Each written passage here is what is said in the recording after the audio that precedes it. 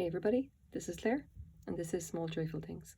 As always, I go to thrift stores or estate sales, or sometimes I buy things from Craigslist, and I'm always looking for things that I find interesting, that I think can tell a story, and then I bring them home, try and find as much as I can about them, and then tell you guys about them.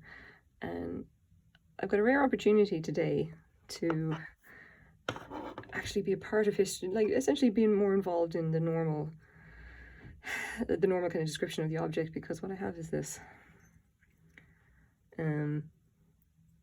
For anybody who's not American, today is the 11th of September, and it is the 20th anniversary of the 9/11 terrorist attack in New York City on the World Trade Center, when the Twin Towers, the two towers, were destroyed.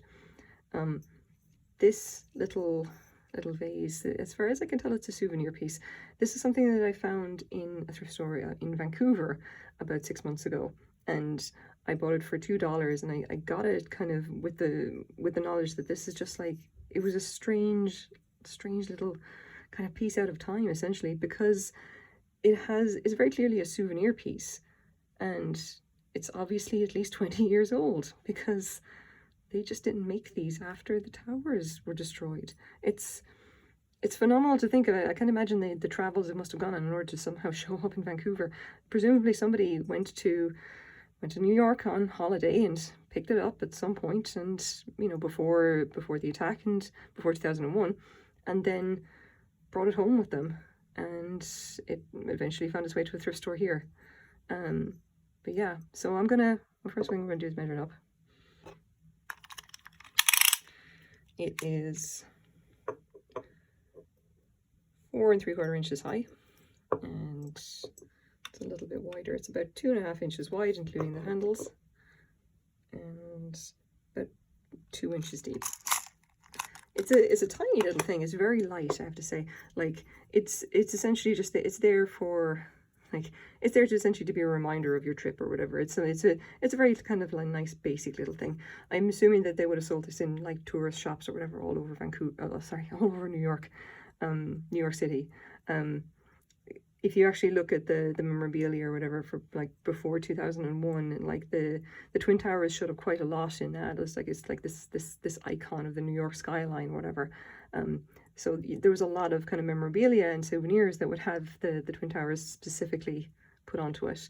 And so the reason I wanted to actually do the video on it today is, well, obviously it's the anniversary, and I kind of just wanted to be a part of this and just tell you my recollections of that day, because I am in fact old enough to remember. I was in college when the 9/11 attack happened, and I can remember that I got up early because, there's a time difference in Ireland.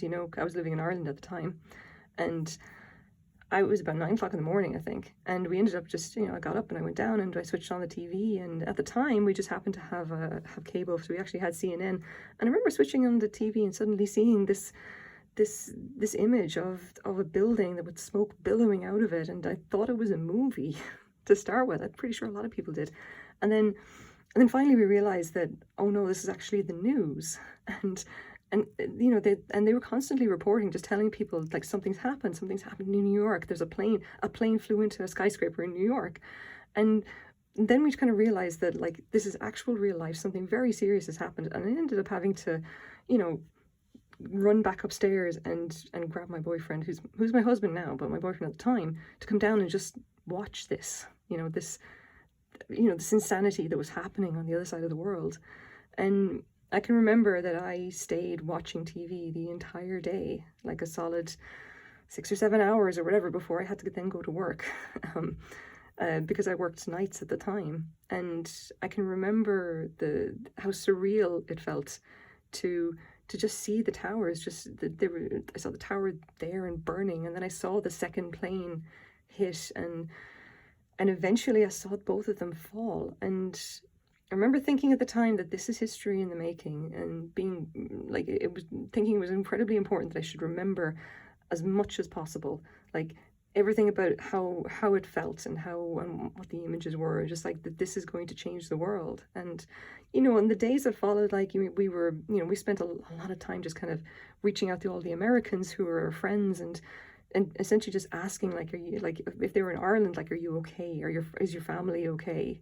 You know, if they were back in America, like, just trying to find out if they were okay, you know, getting anything, any kind of information back. You know, a lot of people at the time didn't have phones, or, you know, they didn't have, like, it's not like having a smartphone now, you know, it was 2001, smartphones weren't a thing.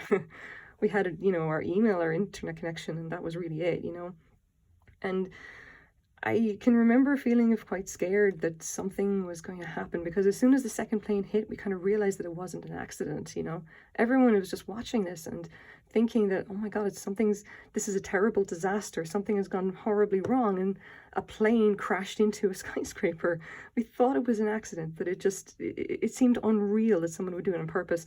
But then the second plane hit, and we saw that in absolute horror. And then we heard the story of the plane in the Pentagon, and we were all just staring at each other, wondering whether this was going to be the start of, like, another war. Were we going to start hearing about nukes being dropped, and whose fault was it? We were like, what's going to happen? Like, what's going to happen in the US? Like, it was a very frightening thing, you know, to live through that, to experience that. It was just very surreal and very scary, and the days that followed were strange. And I mean, I was living in Ireland, you know. I was living on the other side of the world, and all of us were just like, you know, whatever happens, there's not really a whole lot we can do about it, because we don't live any place that's actually consequential.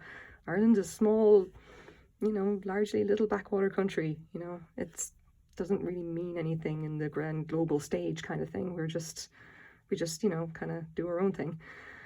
But I can remember at the time that I heard a speech that Jon Stewart, the Daily Show host at the time, I remember a speech that he gave. Because obviously he was a resident of New York, and, you know, this definitely affected him very deeply. And I know that later on he became a major kind of advocate for the 9/11 responders and all that. But I remember a speech that he gave just after that, and he said that the view from his apartment had been the World Trade Center, the towers, and they were gone. They'd just been taken away, and now the view from his apartment all the way south, across South Manhattan or whatever, the view was the Statue of Liberty. And that kind of felt really meaningful. It felt like, you know what, maybe things are going to be okay. But anyway, like, that's kind of that's what it felt like. You know, make of it what you will. I'm not going to comment on, like, the geopolitics and all that kind of stuff, or what happened afterwards, or like the war in Iran and all this other, or Iraq, I should say, sorry, like the war of Afghanistan and everything that happened after 9/11. I'm not qualified to comment on basically any of it. So take for this as what it is. It's like, this is kind of what I remember of the time, considering that I was just, you know, random foreigner living in another country who, you know, being Irish, I'd grown up with the knowledge of what terrorism is because of Northern Ireland. We just knew what it meant, you know. I lived through, or I remember the Omaha bombing up in the north. So it was very strange, just like seeing all, you know, the Americans just, like, discovering what terrorism was, like, almost for the first time. It was very weird.